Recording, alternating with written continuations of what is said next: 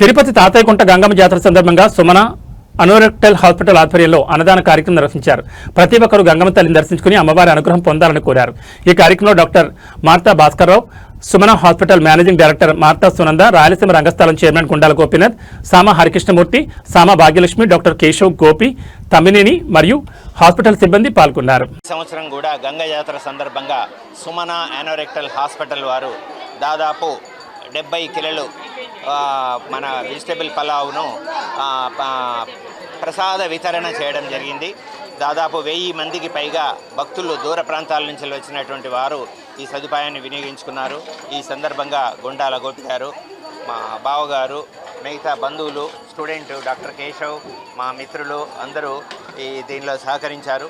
So ఈ కార్యక్రమం లోపల అన్నదాన కార్యక్రమం లోపల దాదాపు 1000 మందికి మన అన్నదానం చేయడానికి ఒక మహాభాగ్యంగా, ఒక అదృష్టంగా భావిస్తున్నాం.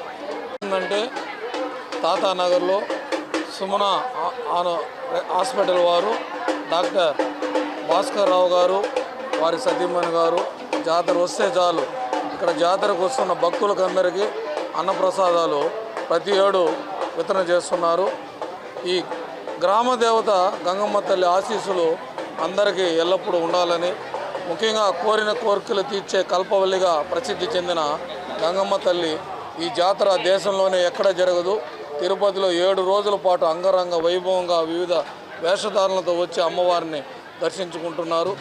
ఈ జాతర మహోత్సవంలో ఇలా అన్నప్రసాదాలు చేస్తే చాలా మంచిది, పుణ్యం జరుగుతుంది.